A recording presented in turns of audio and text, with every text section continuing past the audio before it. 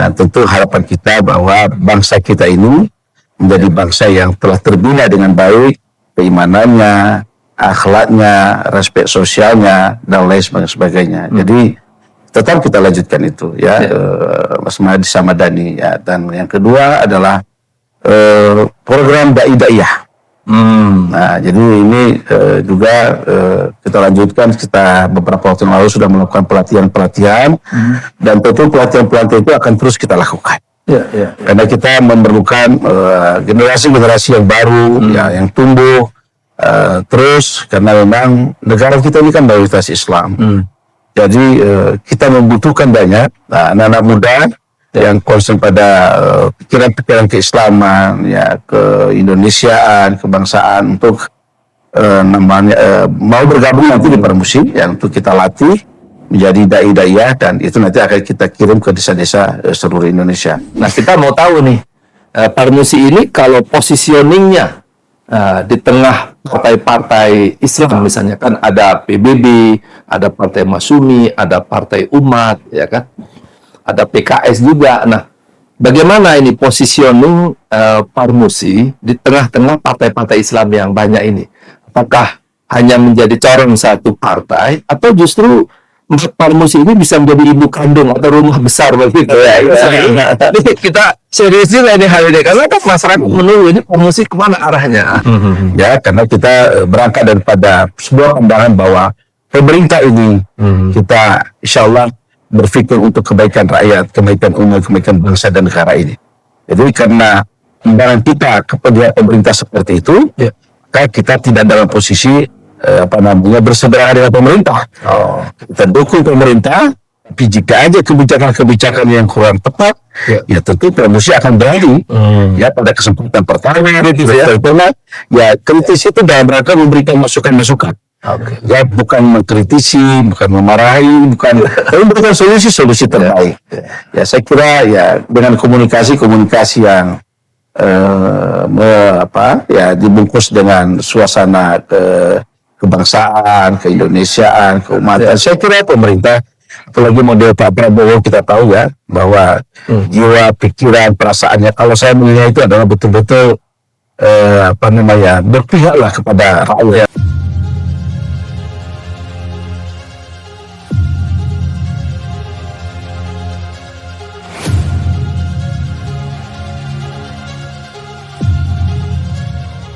Assalamualaikum warahmatullahi wabarakatuh. Alhamdulillahirrahmanirrahim. Allahumma salli ala Muhammad wa ala ali sayyidina Muhammad.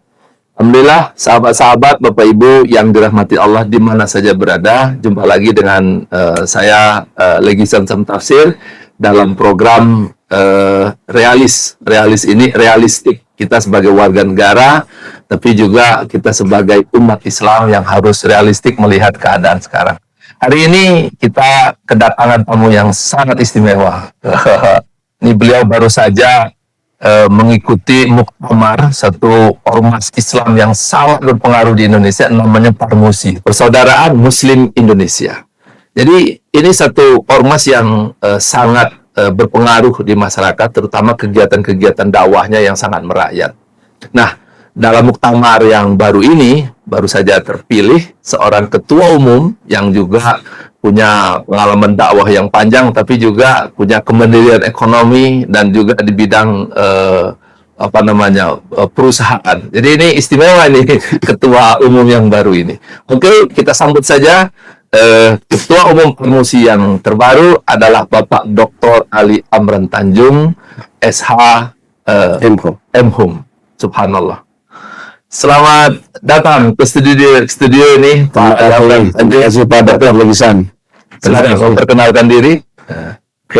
Assalamualaikum warahmatullahi wabarakatuh. Saya Dr. Ali Amran Tanjung, SH M.Hum, yang baru saja terpilih pada muktamar yang kelima Parmusi Persaudaraan Muslim Indonesia yang dilaksanakan pada tanggal 22 sampai 24 Desember beberapa hari yang lalu di Pesantren Az-Zikra di Sentul Bogor, Jawa Barat. Dan saya terpilih sebagai Ketua Umum Pimpinan Pusat Parmusi periode 2025-2030. Alhamdulillah. Ya. Oleh karena itu kita ucapkan selamat dulu ya kepada beliau sebagai nakhoda baru untuk Parmusi ke depan. Dalam perbincangan kita ini Pak Ketum, saya sabut Pak Ketum ya. Siapa dokter? Jadi bahwa Parmusi ini kan ormas yang membidangi untuk bagaimana bisa menyatukan pergerakan daripada umat Islam di Indonesia. Sejarahnya sangat panjang dan pengaruhnya sangat signifikan bagi Indonesia. Nah, sebagai ketum yang baru, tentu saja melihat ada kontinuitas dari program-program sebelumnya. Bahwa dulu Pak Usama sebagai ketum Parmusi waktu itu, beliau menggulirkan program namanya Desa Madani, satu desa satu dai, dan itu sudah dijalankan sedemikian rupa sangat bagus. Nah, apakah Pak Ketum yang baru ini melihat program itu, apakah akan kelanjutannya atau apa the next levelnya ini, Pak Ketum? Ini mohon dijelaskan supaya masyarakat luas tahu. Baik. Silakan Pak Ketum. Terima kasih Pak Dr. Lugisan. Pertanyaan yang baru saja disampaikan. Pertama, saya menilai bahwa pertanyaan itu menggambarkan bahwa Dr. Lugisan ini pikiran, perasaan dan jiwanya ini penuh dengan keumatan, keislaman dan keindonesiaan. Luar biasa ini. Terima kasih Pak Ketum. Selama ini pada masa kepemimpinan Pak Usama Isyam sudah almarhum, ya. 1 tahun terakhir itu dipimpin oleh Profesor Dr. Ustan B, ya, Parmusi, dan berakhir kembali pada tanggal 22 sampai 24 Desember beberapa hari yang lalu. Nah, tentu sebagai ketua umum yang baru, semua hal-hal yang baik ya yang sudah dilakukan, dirumuskan dan diterapkan oleh para pemimpin terdahulu, para senior terdahulu, ya tentu itu bagi kita adalah sebuah kewajiban untuk melanjutkannya. Karena bagaimanapun saya melihat bahwa semua program-program itu adalah sangat baik sekali, ya, bermanfaat sekali untuk umat ini. Ya, dan tentu ada dampaknya pada kebaikan bangsa dan negara ini. Nah, tentu tentang Desa Madani ya kita teruskan. Nah, tentu yang kita perhatikan adalah untuk nanti langkah-langkah awal bagaimana memperhatikan kesejahteraan daripada dai-dai kita di Indonesia, sehingga dai-dai kita ini bisa lebih konsentrasi dalam melakukan pembinaan spiritual umat. Dan tentu harapan kita bahwa bangsa kita ini menjadi bangsa yang telah terbina dengan baik, keimanannya, akhlaknya, respek sosialnya, dan lain sebagainya. Jadi tetap kita lanjutkan itu, ya, Mas Desa Madani. Ya. Dan yang kedua adalah program Dai-Daiyah. Nah, jadi ini juga kita lanjutkan. Kita beberapa waktu yang lalu sudah melakukan pelatihan-pelatihan, dan tentu pelatihan-pelatihan itu akan terus kita lakukan.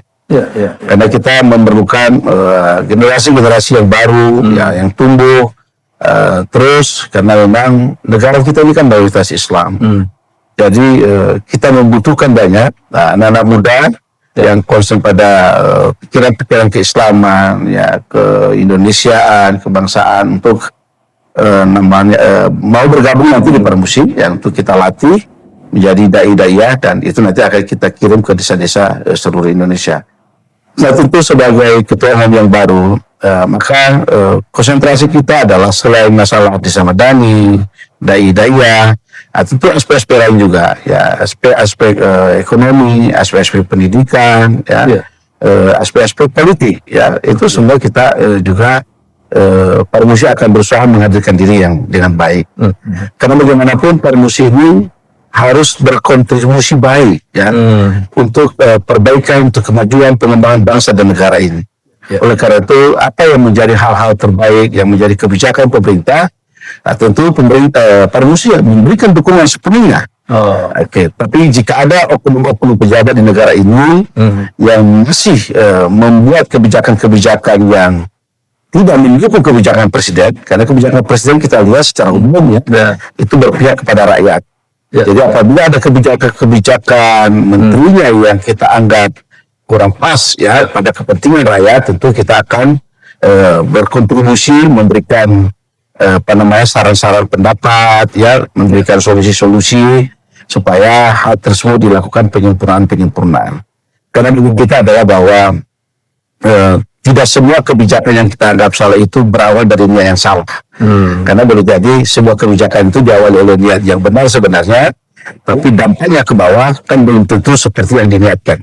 Jadi jika tidak ada desain dan dasarnya itu berbeda, maka tentu promosi ya menjadi pihak yang segera pada kesempatan pertama untuk hadir memberikan solusi-solusi terbaik, sehingga kebijakan itu bisa disempurnakan kembali dan sehingga kebijakan itu betul-betul bermanfaat untuk rakyat, untuk bangsa dan negara kita. Saya kira itu. Luar biasa Pak Ketum, jawabannya sangat strategis dan sangat taktis ya.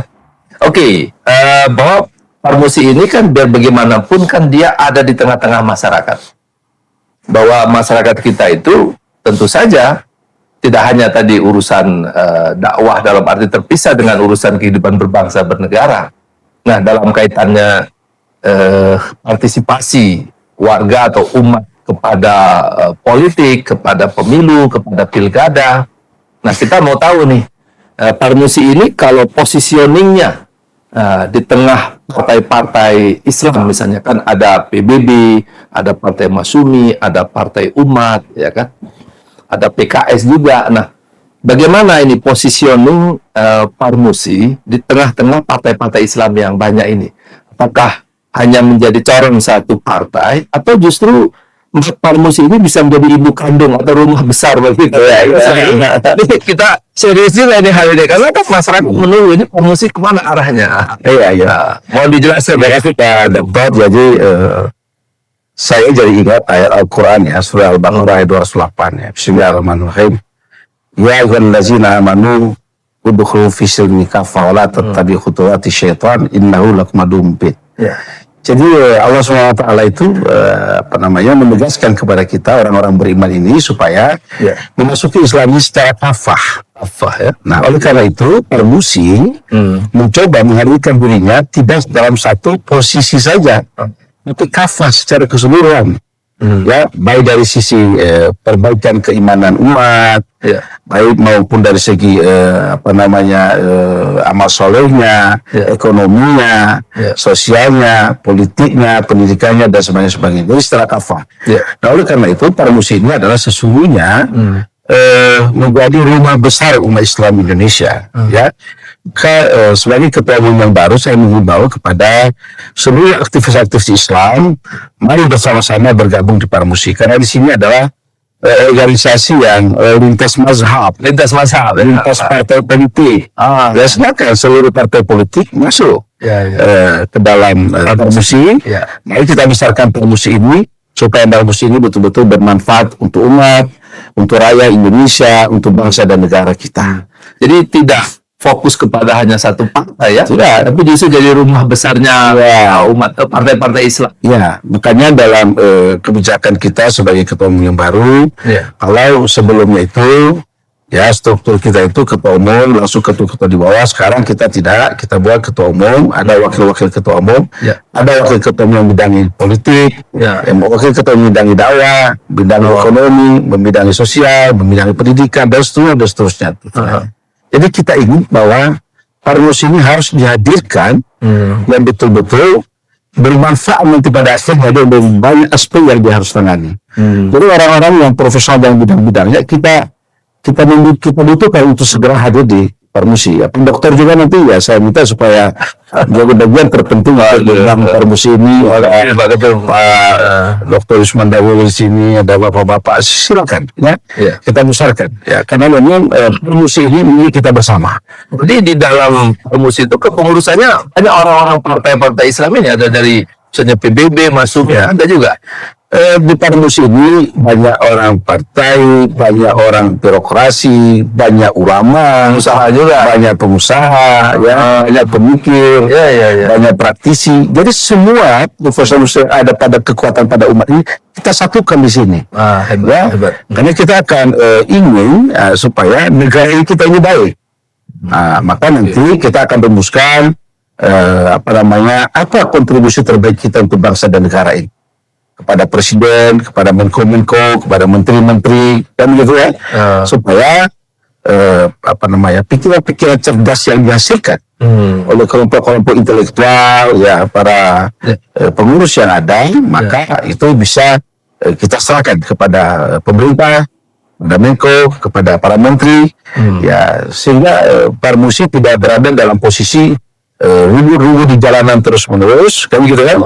Tapi menjadi bagian tak terpisahkan dari pemerintah dari negara ini untuk kita berkolaborasi, ya karena kita berangkat daripada sebuah pandangan bahwa pemerintah ini kita insya Allah berpikir untuk kebaikan rakyat, kebaikan umat, kebaikan bangsa dan negara ini.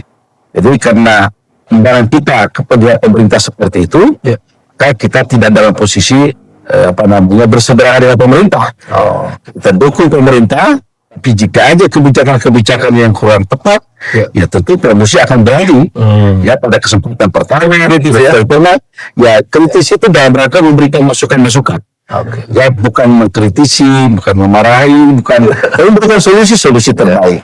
Ya saya kira ya dengan komunikasi yang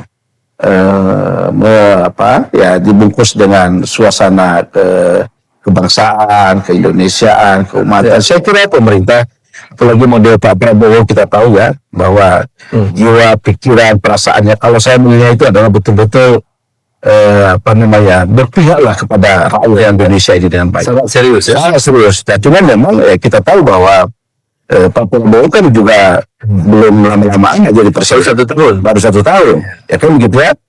Kan tentu dia dalam posisi akan melakukan penataan internal pemerintahan ini. Supaya pemerintahan ini ya jangan nanti hanya baiknya di tingkat Jakarta, di tingkat pusat. Bagaimana pemerintahan di tingkat provinsi, bagaimana pemerintahan di tingkat daerah, bagaimana pemerintahan di tingkat kecamatan dan seterusnya. Ya kan, karena rakyat itu kan dia tidak berhubungan dengan Menko, tidak berhubungan dengan presiden, tidak berhubungan dengan menteri, bahkan dirjen pimpinan juga berhubungan. Tapi dengan S4, S5, ya kan pegawai-pegawai di bawah itu. Nah ini negara, pemerintah harus memastikan bahwa apa yang menjadi kebijakan terbaiknya dari atas itu dilakukan hal yang sama di bawah. Jadi jangan nanti Parmusi akan melihat itu, karena Parmusi ini ada di wilayah, ada di kabupaten, ada di kecamatan. Kita akan rekam semua, bahkan sampai ke desa-desa. Bagaimana rakyat melihat kebijakan pemerintah? Bagus. Sudahkah sesuai yang diinginkan presiden? Ya. Kalau tidak, jangan kita salahkan presidennya. Karena presidennya sudah membuat garis yang tepat. Tapi pelaksana secara lapangan yang barangkali belum seperti yang diharapkan oleh Pak Presiden. Maka kita berikan masukan.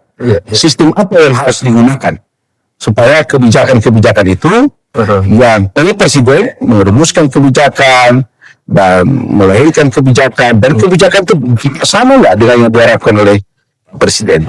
Nah, ini tugas Parmusi. Jadi Parmusi ini berusaha menjadi tangan, kaki, mata, pikiran dan perasaan dari pimpinan negara ini, realisator juga. Supaya apa? Supaya negara itu makin hari makin baik. Jadi jangan ada hal yang tidak kita suka dengan negara ini, kita habiskan waktu melakukan pembahasan di kedai kopi. Ya, pengambil kebijakannya tidak tahu. Nah ini makanya nanti kita lakukan komunikasi yang baik. Ya, pimpinan pusat Parmusi dengan pimpinan wilayah, pimpinan daerah, kecamatan, para dai-dai di bawah, kita rekam semua informasi itu. Ya, kita kumpulkan, kita rumuskan apa yang kita sumbangkan pikiran-pikiran terbaik untuk bangsa dan negara ini. Saya kira itu. Wah, tampaknya ini memang ketum yang baru ini. Ini akan sangat progresif nampaknya. Ya, Oke, coba kita lihat lagi, Pak Ketum. Betul, kita akan aktif membersamai pemerintah itu. Tetapi kira-kira kalau dipilih ada banyak program-program utama, program unggulan. Nah, kita mau dengar nih dari Pak Ketum ini, program unggulan apa ini yang akan dimunculkan dalam 5 tahun ke depan ini? Karena kalau kita lihat prioritas kehidupan umat ini kan macam-macam. Umat kita itu lemah di pendidikan, ya juga, lemah di ekonomi, ya juga, lemah di pemberdayaan politiknya juga, iya. Bahkan urusan asusila juga banyak terjadi di masyarakat. Jadi kalau kita boleh ambil prioritas nih Pak Ketum, meskipun semuanya penting, tetapi unggulan ini apa ini? Di mana kira-kira? Kalau tadi periode sebelumnya jelas dia, One Village, One Dai. Nah, kira-kira program unggulan Pak Ketum yang baru ini, Pak Dr. Ali Amran Tanjung ini kemana ini? Supaya warga masyarakat tahu semua. Baik. Terima kasih. Karena itu tadi, karena Parnusi ini adalah rumah besar umat Islam, maka tokoh-tokoh terbaik dari negara ini, tokoh-tokoh terbaik dari lapisan umat Islam ini, kita hadirkan di Parnusi. Oleh karena itu, kalau dia umpamanya profesionalisme di bidang ekonomi, ya bagaimana Parnusi unggul di bidang ekonomi.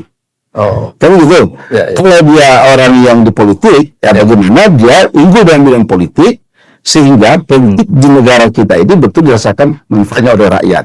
Jadi memang orientasi kita semua kan untuk rakyat ini. Itu orientasi kita untuk rakyat. Ya. Nah, oleh karena itu memang apakah bidang ekonomi, bidang politik, bidang sosial, ya dia harus unggul.